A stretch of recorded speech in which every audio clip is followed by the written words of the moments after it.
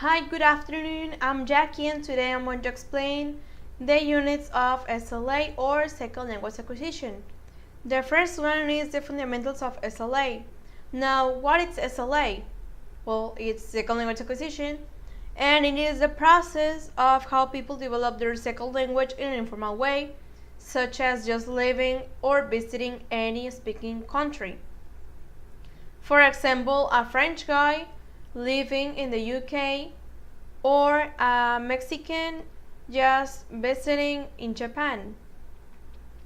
Those people will acquire some words or phrases, but they do not really know the rules of the language they are developing. Now, SLA has two main aspects, which are acquisition, that is often associated with informal ways of learning, and learning, that is the process of getting knowledge. As I mentioned before, the role of second language acquisition is to learn or taught in an informal way, such as having interaction with its native speaking environment, like in a workplace, school, and any other type of social environment. The second unit is the role of the first language. When it comes to learning our first language, we have some categories to cover, like the first stages, which are involuntary crying, that are where babies are newborn, babbling, that is when babies start doing sounds to communicate, content words, which are isolated words that have meanings such as mom or water, and telegraphic messages that are sentences well structured but still very simple. For example, I like cookie, I like dogs, I want to eat, or something like that. Since babies use content words, they do not know what they really mean, so they do not have metalinguistic awareness. They develop their first language through some patterns that improve while they grow. These categories are, as I mentioned, involuntary crying, babbling, produced content words, and telegraphic sentences. And there is something called grammatical morphemes acquisition, that are first that they learn the present progressive or continuous, then they learn the plurals, irregular past form, possessives, where we just have to add the s, copula or verb to be, the articles, the regular past, the third person singular present, and the auxiliary be. Now then we have the stages of negation. First they add by adding no, then they include don't, then they use can't, and then they use the correct auxiliary in each sentence. Lastly, we have the stages of question. First, they use few words by erasing intonation. After that, they use the declarative sentences. Then they produce question structure. After that, question with subject and auxiliary inversion. Then they use WH question with inversion. And at the end, they formulate negative words. Now, the third unit are the theories of SLA. To begin, we have to focus on the theories, which are behaviorist, Enatist, cognitive, and sociocultural. The behaviorist was developed by Watson and Pavlov in 1913, and this theory focuses on that learning is nothing more than behavior, and that it's based on environmental conditions. In order for someone to learn, has to find a stimulus that will have to be a positive or negative response, which has to be reinforced so it becomes a habit. The second theory is the Enatist, that was developed in 1959 by Noam Chomsky. This theory stated that learning is a biological ability and that we are born with a LAD, that is language acquisition device, He thought that we had here a little machine that helped us learn a language. Then we have the cognitive theory, which was developed by Jean Piaget in 1936. Piaget stated that children learn through making schemas about the information they are given. In other words, this happens, for example, in the classroom, when students process information that is organized, sequenced, and presented so they can recall it. The last theory is the sociocultural, that was developed by Vygotsky in 1930. This one has three key aspects. The first one is the intrapersonal speech, the second, the interpersonal speech, and CPD, which means zone of proximal development. The intrapersonal speech is when the student makes its own thoughts about using the language it has in the best way to perform.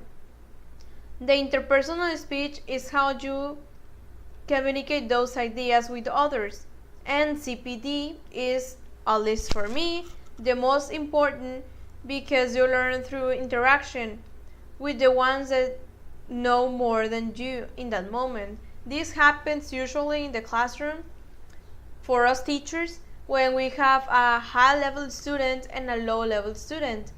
First, we pair them up, and then they have to be equal by the end of the class or at least at the end of the course. Now the fourth unit is the Krashen's theory of second language acquisition. There are six.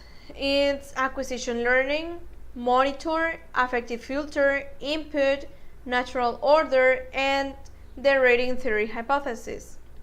The first one is the acquisition learning hypothesis, which states that there are two independent ways of performing the second language, as I said before, acquisition and learning. Acquisition, it's basically just having interaction with the language in a native country, and learning, that is in an academic environment, for example, going to school or in a workplace.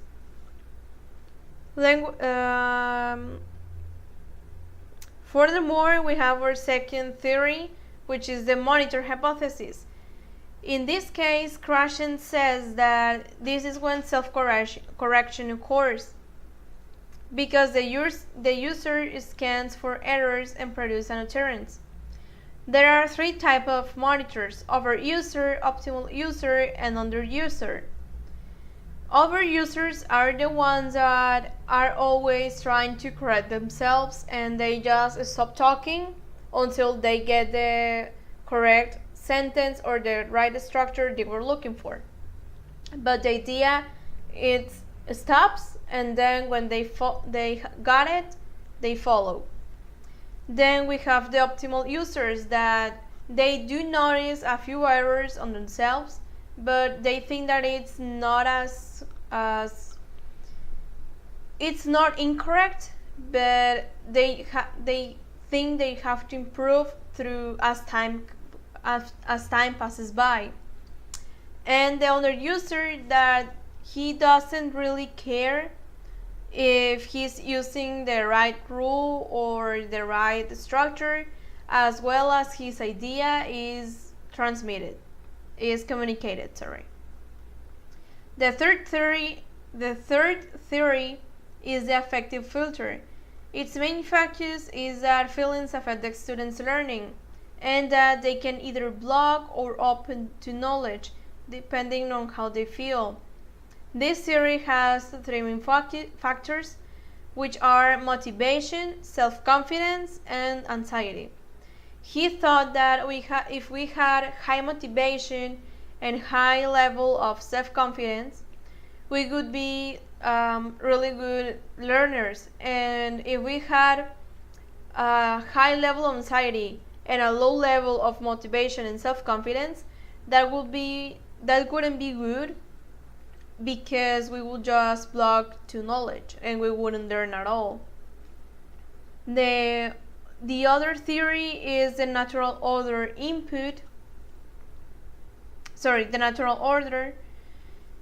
that it says,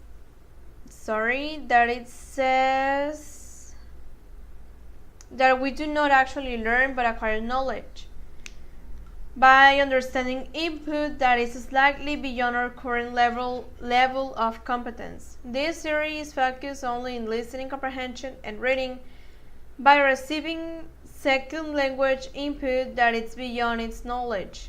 The learner improves and progresses its linguistic competence. This theory can be presented in the classroom when we are seeing new grammar structure that is a bit above our students' knowledge, but they can still understand it with our help.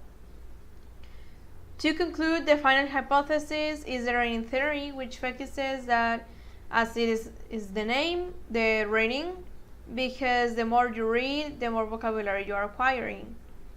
For this theory to work, the learner has to do free voluntary reading, which means that students need to have a certain level of interest in any kind of genre or whatever they want to read, so they can acquire a new vocabulary and have a wide vocabulary, and so also have grammar improvement.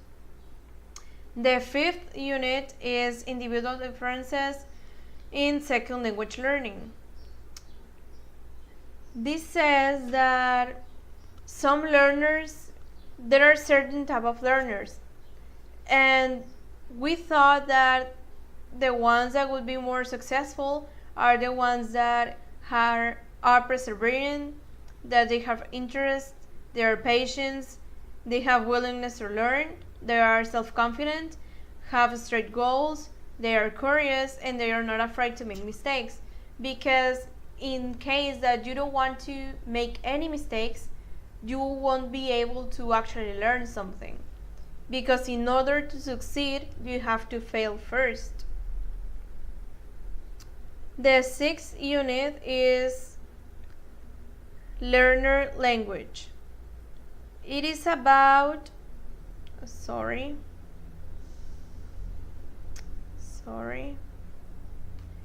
It is about when people learn a language that, well, as I mentioned before, they usually have some errors, which is fine. It's normal in any process. And some of these errors can be either spelling, pronunciation, maybe they don't know how to conjugate the verb in the right tense. But this is because some of our students may have interlanguage interference, which means that they might translate literally what it says in their mother tongue to their language that they are learning. Also, they can make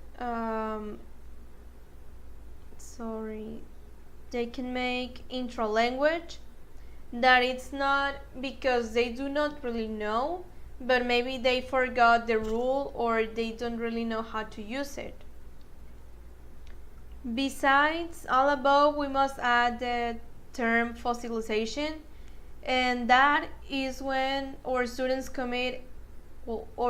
make any mistakes in any skill and they are not corrected in the moment. For example, I used to spell doesn't as it is listened. So I changed the order of the E and the S. But I already changed that. Until I got into high school. That is when I noticed myself. And the last unit is contexts for language learning. That is the unit 7. And, well, there are just two contexts, which are the natural acquisition and the instructional environment. The natural acquisition is, as I mentioned before in the unit 1, I guess, is when you are surrounded by people that it's always speaking in your target language. And instructional is the one that you go to school, maybe you go an hour daily or maybe 2 hours, that depends, but you are not really in touch with language. For example, as people in Culiacan that they are learning English in Centro Idiomas, they just go 1 hour and that's the only English class they are going to have. And maybe they are not in touch with native speakers in person, but they can practice online. But it's still instructional because they have their teachers, they are based in a book, and they go to school. And to sum up, both contexts have their pros and cons. However, we cannot say which one is better because as future teachers we have to understand that we will have to use both of them to be equal, to have a balance in order to complete our lesson plan, since we cannot focus only in grammar or just speaking. In grammar, well, in instructional environments, we should always focus on grammar. Well, that's a key concept.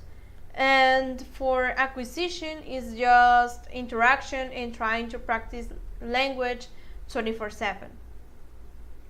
So that's it. That was all the SLA semester. And yeah, that's it. Thank you very much.